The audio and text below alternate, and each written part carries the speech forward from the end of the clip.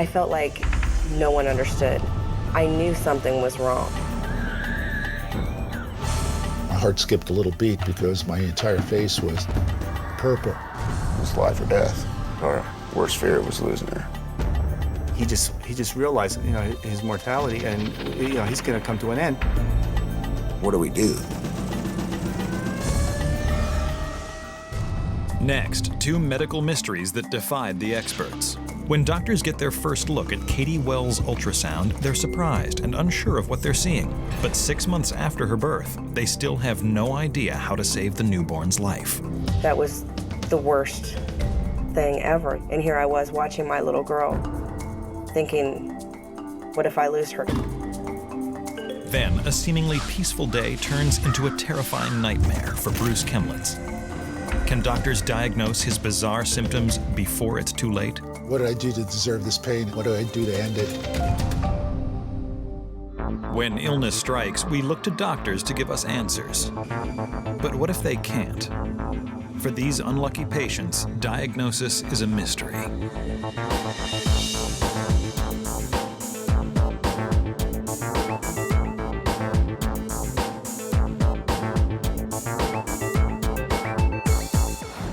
In the summer of 2002, 26-year-old Christina Wells and her husband Jason are elated to find out that they're going to be adding a new member to their family. I was excited when I found out I was pregnant. I love kids. The Columbus, Ohio natives already have 3 children who are also thrilled by the big news.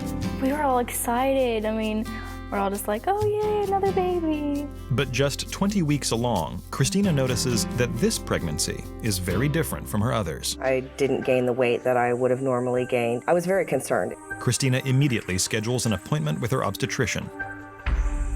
I went back to the doctors for all of the testing that they do. They had to do non-stress tests, checking to make sure the baby's heart rate was okay. They did the ultrasound, and at that point, they said everything looked good, everything was fine. Christina breathes a big sigh of relief, and for the next 4 months, everything seems fine.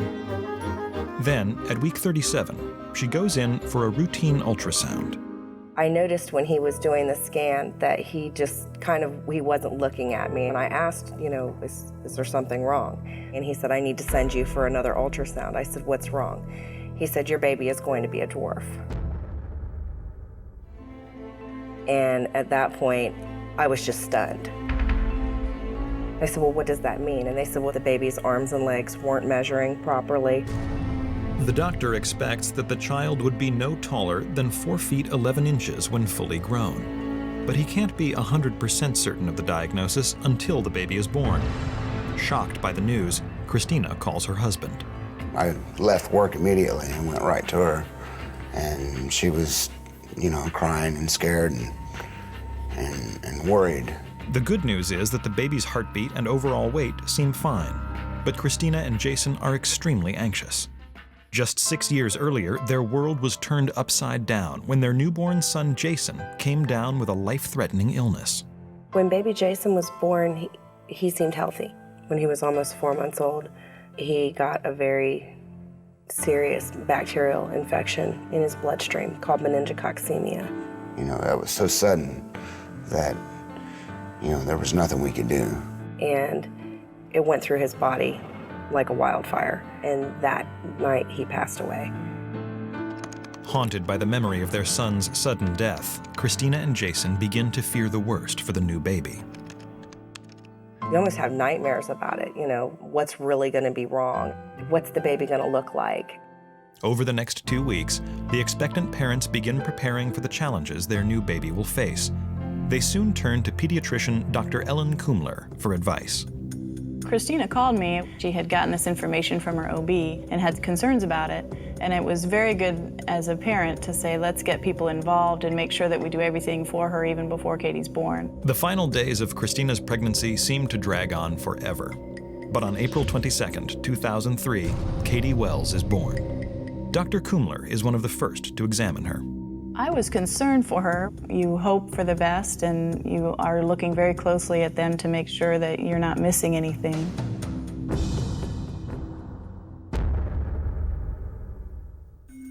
She sounded wonderful with her heart, and everything that on her exam was good as well.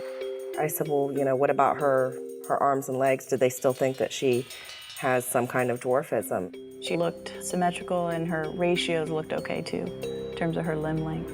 And she said, we'll have to wait and see how she grows, We'll just keep an eye on things, but she's healthy. Well, she looks fine to me. She looked like a normal baby, She was small. Katie weighs barely 6 pounds, but she's healthy and doesn't appear to have any traits associated with dwarfism. Then, 3 weeks after the Wells take Katie home, Christina, a seasoned mother of 3, notices something very strange about her newborn. She had a lot of poopy diapers. A bit mystified by the sheer volume and frequency of the diapers, Christina decides to run it past Dr. Kumler. I thought it was attributed to stomach virus that was going on for her. It's a pretty common occurrence. But 2 weeks later, Katie is still going through almost 15 diapers a day. Nothing seemed to help much. Her diapers were still the same, just as many and just as much. It was pretty bad. I just remember the smell was horrible, more than what you would consider normal. She was eating a lot, and she still wasn't gaining any weight, and she was very lethargic. She just didn't seem well. By the time Katie is 12 weeks old, it becomes clear that something is not quite right with her growth. A follow-up trip to Dr. Kumler reveals that in fact, she weighs only 2.5 pounds more than she did at birth. It was around the 3rd month that we started to see that Katie's growth wasn't where we wanted it to be. Her growth curve had started flattening out and she was slowing down in her growth. Kumler wonders if Katie does indeed have some form of dwarfism. She conducts a series of blood and genetic tests searching for the condition. Testing for achondroplasia, the type of dwarfism, came back fine. The Wells are relieved by the news. But now, Kumler has to figure out what has stunted Katie's growth. At this point in time, we're still looking at, okay, we have a problem for Katie, but we don't yet know what it is. Her next best guess is that Katie could have developed a tumor on her pituitary gland that is affecting her growth. But that theory turns out to be a dead end as well. The results of the blood tests we did was normal. The other tests that we did were fine. So in Katie's case, we have a case where there is something wrong, and not only we can't fix it, but we can't even give the family information on what to expect. So it was pretty frustrating as a physician not to be able to give some answers. I felt like no one understood. I knew something was wrong.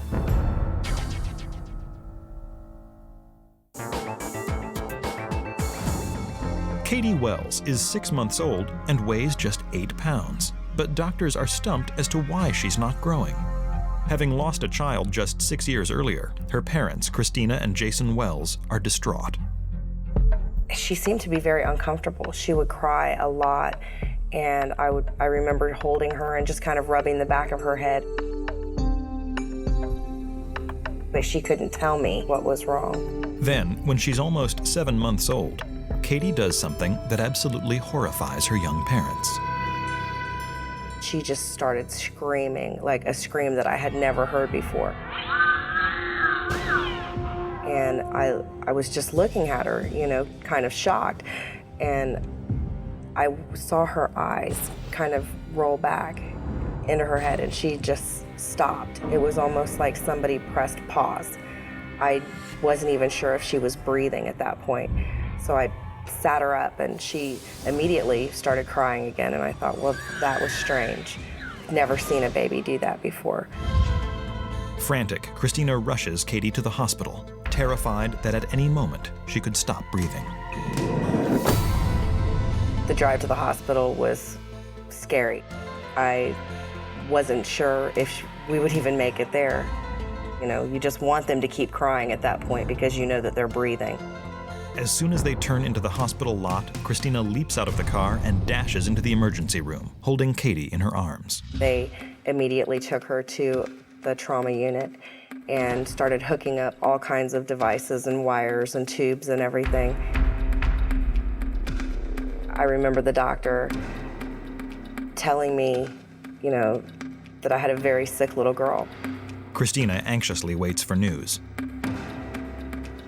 Finally, after an agonizing 30 minutes. The doctors return. They tell Christina that they want to admit Katie to the pediatric intensive care unit.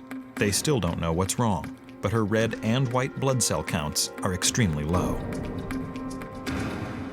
They told me that she needed blood products, she needed red cells, and she needed platelets. So we signed all of the consent forms to have all of the procedures done, and then we waited.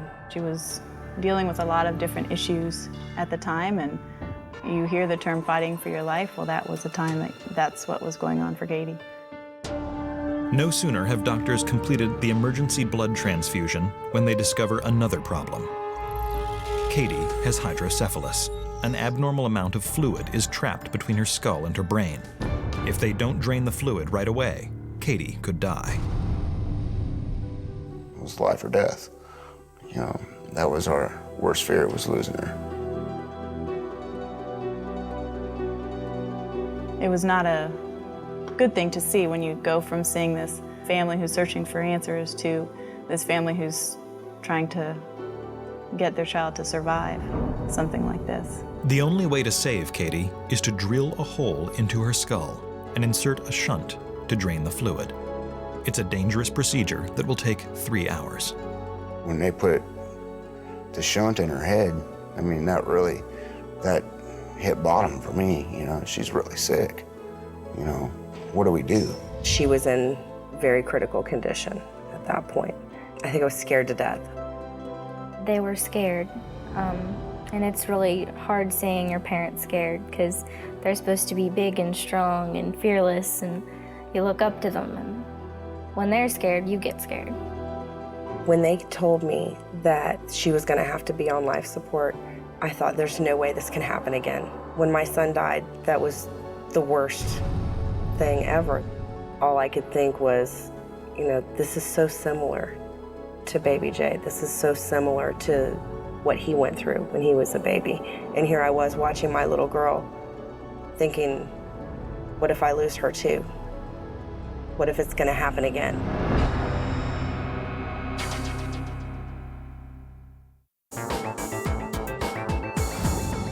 Six-month-old Katie Wells is in intensive care fighting for her life.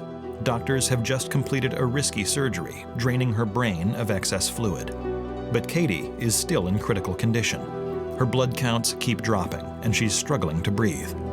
Still unsure of what's going on, the team turns to hematologist Dr. Nicholas Yeager. I was asked to come and see Katie at the beginning of December 1st in 2003. By the time I got to her, she still was on a breathing tube. She still had the drain coming out of her brain. So she was pretty sick. Dr. Yeager is struck by Katie's extremely low blood counts, and right away, he begins to fear the worst. Anybody who comes in with blood cells which are low across the board, we have a fairly low index of suspicion to look for leukemia. Leukemia is the most common cancer in children. Dr. Yeager immediately orders a bone marrow biopsy from each of Katie's hips to check for leukemia. But it will take nearly a week to analyze the samples. They assumed that she had leukemia. And no one wants to hear that. After 5 excruciating days, the test results finally come in.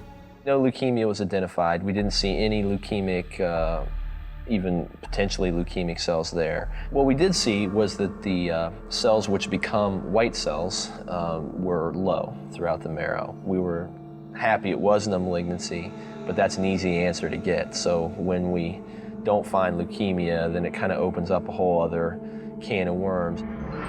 But when Yeager hears that the Wells have already lost one infant to meningococcemia, a blood disease, he turns his attention to a possible genetic culprit.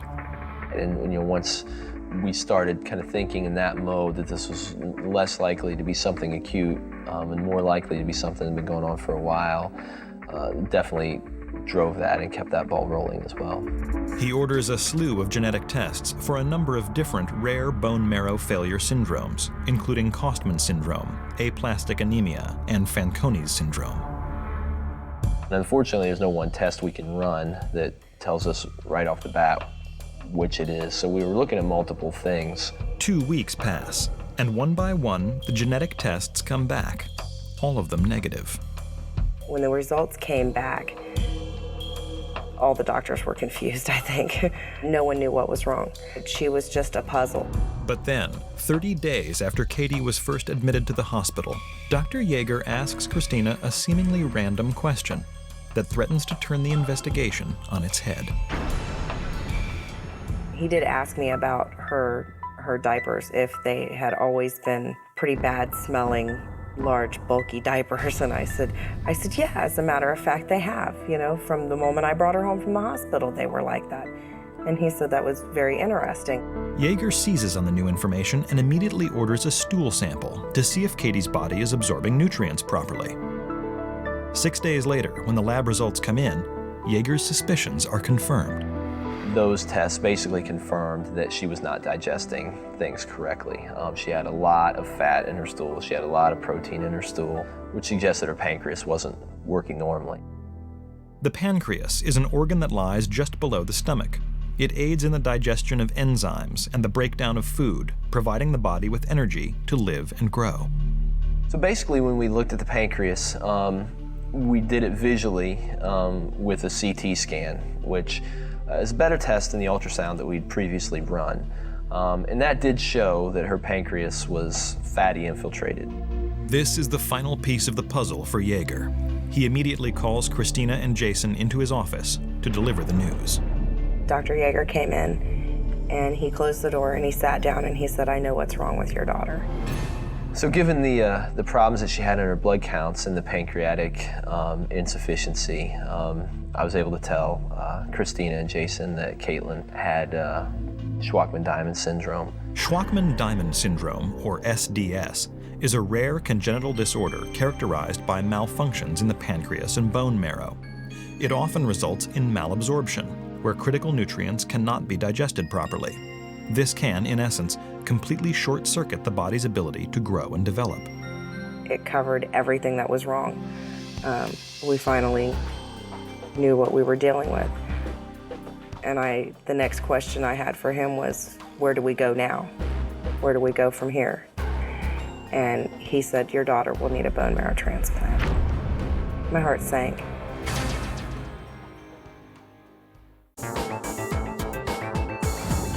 After months of searching, Christina and Jason Wells have just discovered that their now 7-month-old daughter Katie has a rare genetic disease called Shwachman-Diamond syndrome. This explains why Katie's pancreas is not working and why she's not growing. It's a relief when you finally know what's wrong, but sometimes it's not really the answer that you want. Even more alarming, Katie's bone marrow is also failing. It is not producing enough white or red blood cells. Her only hope of survival is a risky bone marrow transplant. In this case, given that her marrow was functioning so poorly, she was transfusion dependent, there really wasn't a choice. Had we not done the bone marrow transplant, she wouldn't have been able to survive. The bone marrow transplants are big things, especially when you're like less than 2 years old. So we were all really worried. Unfortunately, no one in Katie's family fits the donor profile, so doctors immediately set out on a nationwide search.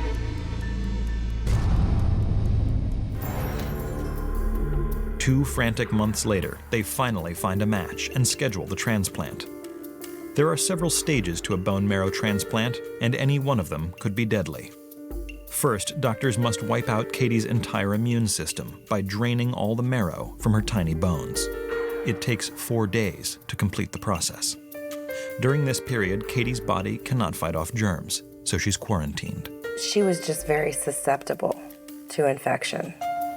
It was a fight just to keep her alive. I couldn't go see her. She was like a little bubble baby. Next, doctors take her back into surgery and carefully infuse Katie with the healthy marrow. We hoped she had at least a 50% chance of surviving the transplant. But when you look at the literature, a lot of the early transplants had failed. But Christina and Jason are giving little thought to the percentages. They are determined not to lose another child. After our son, baby Jay, died, we were not going to lose another one. By no means. This was not going to happen 2 times in a row. After 2 more tense days, the transfusion is complete. But Katie is far from out of the woods yet. The doctors now need to make sure that her body is not rejecting the new marrow. With bone marrow transplants, you're essentially giving a new immune system that can cause a lot of problems. About 3 weeks after her transplant, they did a bone marrow biopsy to check her cells. And it came back that she was totally engrafted with the donor marrow. She did really good. She's a very tough little girl.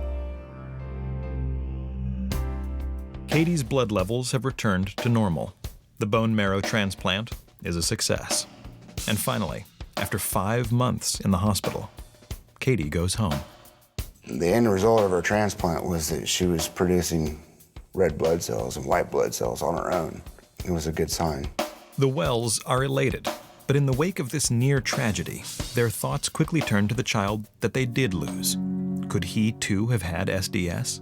When we found out the diagnosis and we found out that it was genetic, immediately we knew that that was what was wrong with our son Jason. I think you have to assume in this case that the other child had Shwachman-Diamond syndrome. Now the Wells are left to wonder why Jason's condition was missed and why Katie's SDS took so long to diagnose.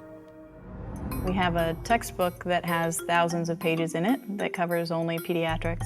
Shwachman-Diamond syndrome has about 1 paragraph and maybe 2 other mentions in the textbook itself, so you don't see it very often, fortunately. It's a pretty uncommon disorder. It occurs in about 1 in 75,000 people, so fairly rare. And like the thousands of other SDS survivors, the now 4-year-old Katie has many challenges ahead of her. The bone marrow transplant doesn't address everything associated with Shwachman-Diamond syndrome, so her pancreatic function is still a problem. Katie's pancreas will never work properly. She now takes enzymes every day to help her grow. Katie's always going to be little. How little, that's up to her and God. The one doctor has predicted that she might reach about 4'2", but no one really knows for sure. Katie is a monster now. She is the biggest little person I know. We just accept her as she is and hope as she gets older, she accepts herself too. You know, we love her no matter what. Dynamite comes in small packages. Katie Wells' problems were being tracked by doctors since before she was even born. But Bruce Chemlitz had lived nearly a lifetime before a bizarre symptom turned his world upside down. In 1996, 50-year-old Bruce Chemlitz had been working in New Jersey as a high school biology teacher and administrator for 25 years. He's active, he's healthy, and he considers himself more fit than most of his friends. I was working full-time, getting up every morning at 5:30, going to work, spending time at school. Bruce is very active, very happy-go-lucky, life of the party kind of fella. I had done a lot of traveling.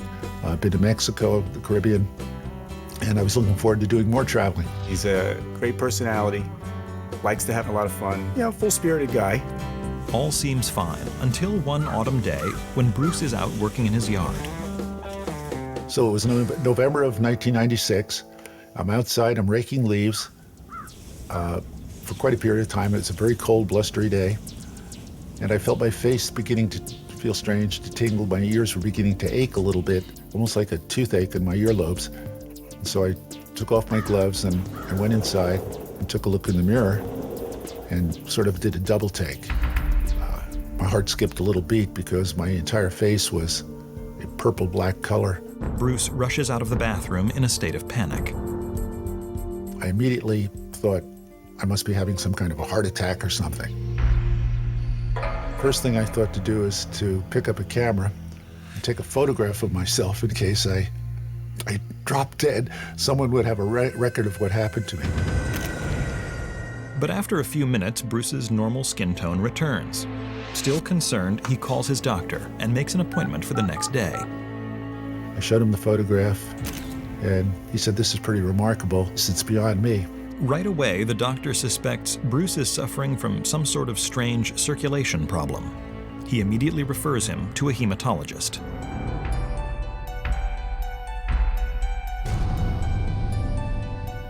And he said, this is pretty remarkable. We're going to do some blood work, and we're going to see if we can find out what's causing this. Within 24 hours, the doctor has the answer that Bruce has been looking for. And he said, this is something we called cold agglutinin disease. Cold agglutinin disease, or CAD, is an autoimmune disease where antibodies attack healthy red blood cells at cold temperatures. As a result, the blood cells begin to clump, slowing down the circulation of blood to the extremities, such as the ears, nose, and cheeks. It can be caused by a variety of conditions, including infections and some cancers. And I did say, is this very common? And he said, no, it's very rare.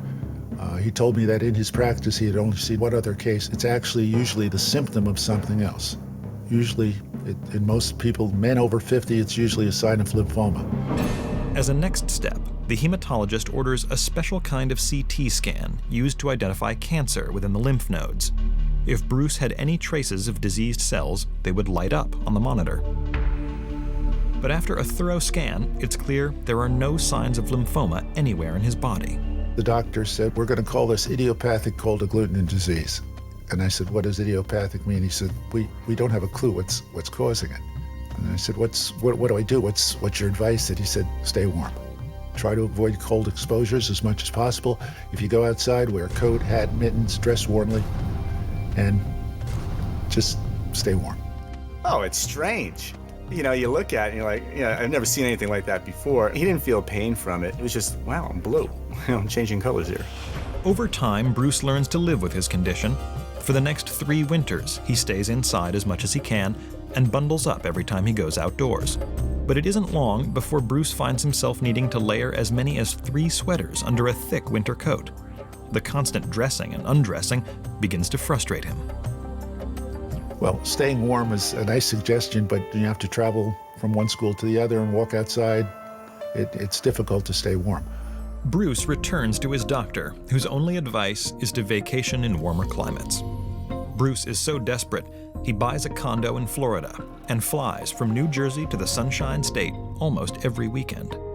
The Florida thing was the solution. The Florida condo helped me get away from the cold. School ended at 4 o'clock on Friday. I'd be on a 7 o'clock flight. At first, Florida seems to do the trick for Bruce. He feels better and is less achy. But the relief does not last for long. Everything in Florida is air conditioned. So I would walk in a store and it would be 90 degrees outside and sunny and warm, and my ears would start to turn purple and my cheeks and then the tip of my nose. It got quite scary after a while. Nothing was working, I should say, you know. Bruce soon realizes that his condition is getting worse, rapidly. And I'm realizing that this is happening at a warmer and warmer temperature. What happens when I start turning blue at room temperature? In my house, in my office where I work, what happens then?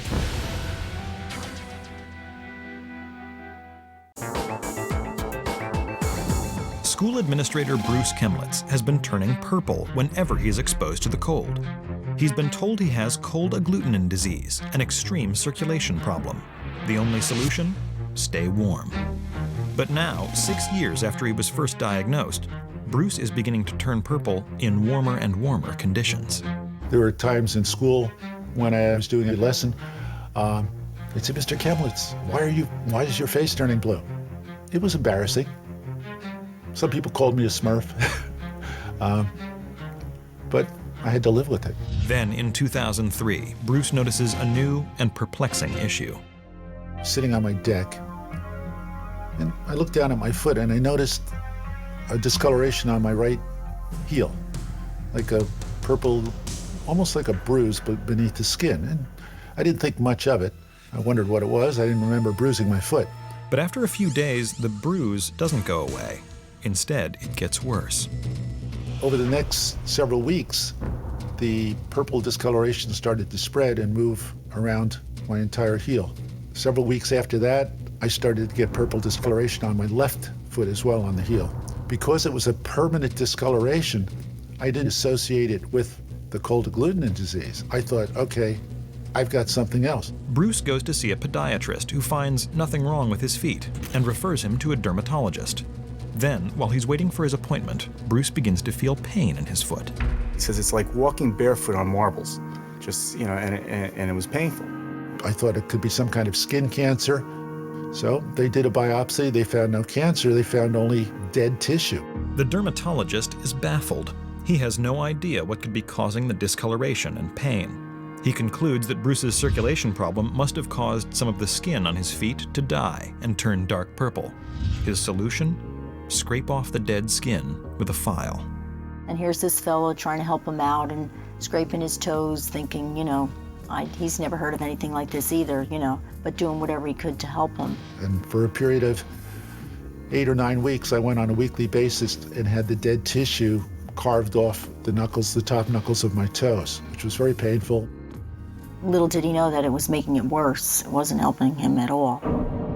In fact, Bruce's foot pain becomes so severe that he begins to have trouble walking. I never realized how excruciating foot pain can be. But I literally felt at times that I could have picked up a hatchet and chopped my toes off and be done with it, because that's how painful it was. Bruce stops going to the dermatologist and returns to his hematologist, who assures him that the cold agglutinin disease is causing the pain and discoloration. He suggests that Bruce begin an exercise regimen in the hopes of improving his circulation. I had been encouraging to see other doctors, but he just wouldn't do it. She kept saying, I think you should get a second opinion. I really think you should see another doctor. As excruciating as the pain is, Bruce begins walking 7 days a week. He'd walk around the school, and people would say to me, Jean, why is he walking like that? It would pain people to watch him, to look at him. But despite his best efforts, Bruce finds himself spending more and more time in his recliner. I felt like a prisoner in my home. He looked like an old man, and I think he just realized, his mortality, and he's going to come to an end. And unbeknownst to his family or friends, Bruce does indeed begin to consider his options. Now I'm thinking, okay, my toes are purple, they're not clearing up, I'm turning blue in the cold at warmer and warmer temperatures, and I actually started thinking about, is there an efficient or efficacious way to end my life so that I don't have to put my family through that or put myself through that. Bruce seems to be spiraling downward with no end in sight. But then, one day, a colleague makes a suggestion that would change his life forever. He saw me getting worse, and one day he said, Bruce, he said, I have a friend and acquaintance who's a doctor. I took the liberty of telling him about your case, and he seemed very interested and very intrigued. Bruce gets an appointment that week, and 2 days later, he and his girlfriend Jean travel to Dr. Nissenblatt's office in nearby East Brunswick, New Jersey. This is a very, very unusual and very rare entity. If you were to review the literature, one would find that the incidence of cold agglutinin disease is only about 1 out of a million.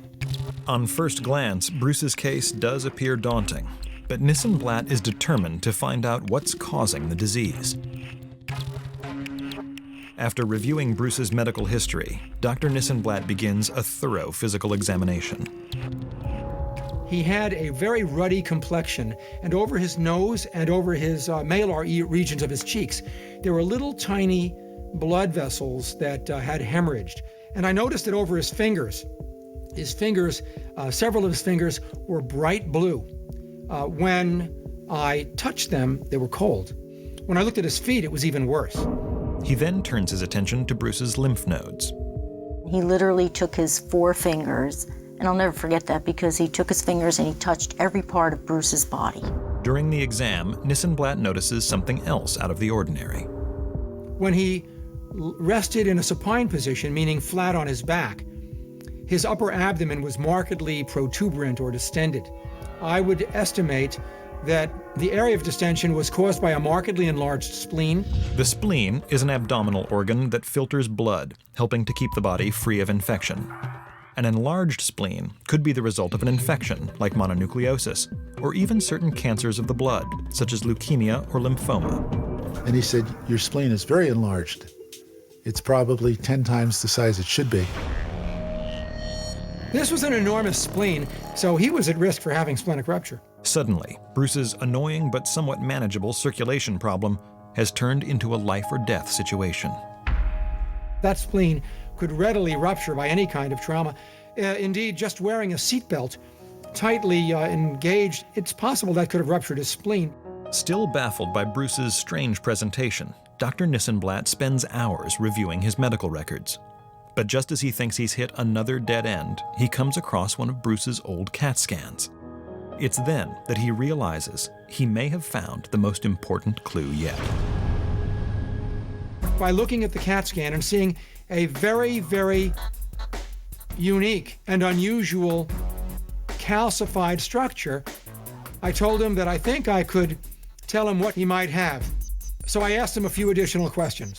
He said, is there anything else in your past or your history that could account for any kind of infection that could affect the spleen or other parts of your body?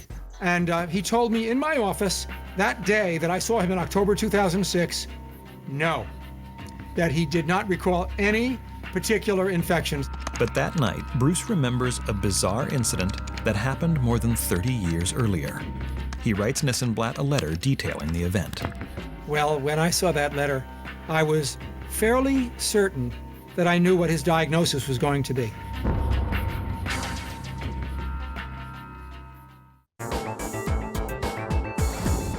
For the past 8 years, school administrator Bruce Kemlitz's health has been rapidly deteriorating.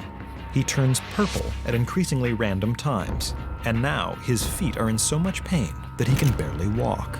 It was just very depressing to be out of control of what was happening and not getting any clear answers really from anyone. But now he is under the care of hematologist Dr. Michael Nissenblatt, who believes that Bruce's enlarged spleen is the root of his problem. Then, Bruce sends the doctor a letter detailing what he had believed for more than 3 decades was an insignificant health issue. While in Ethiopia, I adopted a feral dog. And the dog then licked my hands and I touched my mouth, or the dog licked its fur and I rubbed the dog and then touched my mouth inadvertently and ingested tapeworm eggs. Bruce believes that he most likely became infected with tapeworms. Also, during my first of 2 years in Ethiopia, I had burning discomfort in my upper left quadrant. Then I got the diagnosis of a calcified cyst of the spleen in 1970, when I returned home. When I was first diagnosed with the cyst way back in 1970, we're talking 37 years ago, I was a little concerned, but then over the years, it sort of became like an old friend. You know, it's there, I've been told it's there, it's not doing anything. 3 different doctors have looked at x-ray, or 4 different doctors. Don't worry about it. But for Nissenblatt, the cyst is the light at the end of the tunnel. Well, when I saw that letter, it made it very clear to me that he had had an infection, and that infection probably got into his system and in all likelihood had somehow infected his spleen. Evidently, those tapeworms' eggs got trapped in my spleen, and then they started to grow into a little tapeworm, and then a cyst, and then the cyst died and became calcified. Now more than ever, Nissenblatt is convinced that the cyst, likely formed by the dead tapeworm eggs, is the root of Bruce's cold agglutinin disease. The only cure? Remove his spleen. In most adults, it would be a simple surgery. But for Bruce, his spleen is so enlarged, the surgeon is concerned that it could rupture right there in the OR. Spleens rupture, and that hemorrhage can lead to death, oftentimes in a very quick period of time. In the morning, I got there. They asked me if I had a living will, and I did. I had also prepared my first real will, which I never had. I was nervous. I had never really had surgery. To Bruce's girlfriend, Jean, the delicate surgery seems to go on forever. I waited in the waiting room, you know, for the doctor to let me know what was going on. Finally, after 4 painstaking hours, the surgeon successfully removes the nearly foot-long spleen, and Bruce is wheeled into recovery. The doctor came in, the surgeon came in, he said, your spleen was huge, it was the size of a football. There was a cyst in the spleen, obviously, we've identified it. We don't know what it is yet. Doctors send portions of the spleen out to be biopsied. The results come back 2 days later, confirming Nissenblatt's suspicion. The pathologists identified a very thick calcified structure within the texture of the spleen, they were able to cut open the rest of the spleen and find lymphoma. Lymphoma is a cancer of the lymphatic system, a network of lymph nodes found throughout the body. The lymph nodes filter, collect, and destroy bacteria, viruses, and parasites to protect the immune system. However, sometimes an untreated infection, like the one which produced the cyst in Bruce's spleen, can alter the immune system and cause it to produce abnormal antibodies, such as cold agglutinins, or cancerous immune cells, such as lymphomas. In Bruce's case, it did both. There are many types of lymphomas. Lymphomas have been classified for clinical or practical considerations into those that are low grade, intermediate grade, and high grade. Bruce is diagnosed with a low-grade lymphoma, a relatively common form of the disease. Dr. Nissenblatt said, if you live to be 120, you'll die of something else before you die of this lymphoma. It's such a low grade. Fortunately, the disease did not spread to Bruce's lymph nodes, but this is also why it was not detected on earlier scans. Nissenblatt is left to marvel at how a seemingly benign infection from more than 30 years earlier was able to wreak such havoc on Bruce's body, first as an infection, then as a lymphoma, and finally in the form of cold agglutinin disease. Ultimately, a transformation took place, and one of the normal lymphoid elements in the spleen transformed into a malignancy, which we would now call a low-grade lymphoma. Initially, the low-grade lymphoma was very small. As time passed, the amount of protein that this lymphoma created was greater and greater. And for 30 years, that material was inside the cyst. My body continued to try to fight it off and make antibodies against it, which resulted in the spleen enlarging, producing more of this antibody, and in turn causing the cold agglutinin disease. The surgery is considered a success, and Bruce's skin coloring improves immediately. You know, he was a little tired and groggy, but his coloring was good right away, you know. Within 1 week, you saw his knuckles clearing, his elbows clearing. It really had an immediate reaction on him. After 5 days in recovery, Bruce is released from the hospital and goes home. A few weeks later, the biology teacher feels well enough to conduct his own medical experiment. I guess several weeks after the surgery is when I decided, I wonder if this really worked. And I went to the refrigerator and I took this ice pack out and I held it on the side of my face for about 10 minutes while I watched TV. And I took it away and I looked in the mirror and my skin was still pink. And I thought, by God, this has worked. It really has. Finally, after 10 years of suffering, Bruce feels like his old self. Bruce is reborn. He's got energy. So now he's, I think he's, new lease on life. And he's trying to take the most advantage of it, I hope. Better. Bruce Kemlitz, who spent his entire life in school, is one of the first to admit that this experience has been one of the biggest lessons he's learned so far. I would certainly urge everyone, regardless of the faith they have in their physician, and regardless of the qualifications of their physician, to seek a second or even a third opinion, certainly, especially if it's something that's unusual.